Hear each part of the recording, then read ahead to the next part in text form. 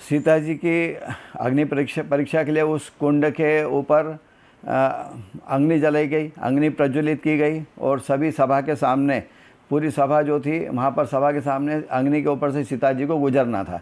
इस प्रकार अपने शील की परीक्षा उनको देना थी कि उनका शील भंग नहीं हुआ है।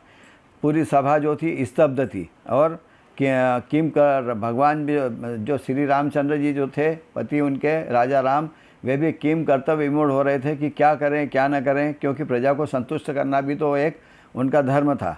वे चाह कर भी रोक नहीं पा रहे थे। सीता अग्निकुंड की ओर बढ़ी और जैसे ही वह सीता जी जब बढ़ी तो उनके चेहरे पर किसी भी तरह का कोई भय नहीं था, कोई व्याकुलता नहीं थी, बिल्कुल एकदम से शांतता के साथ, गंभीरता के साथ, क्योंकि उन्हें पूर्ण विश्वास था अपने शील के ऊपर।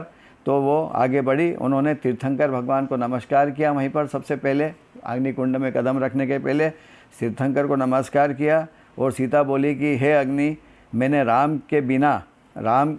राम के सिवा किसी पुरुष को चाहा हो तो मुझे भस्म कर देना।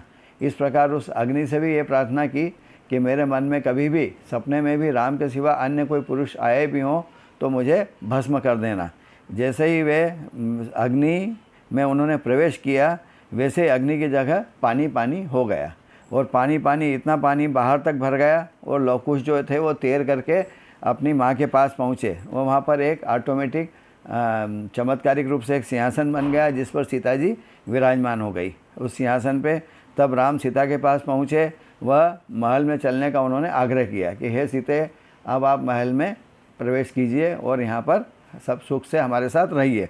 लेकिन तब सीता जी बोली कि हे नाथ, अब मैं जैनेश्वरी दीक्षा ग्रहण करूँगी।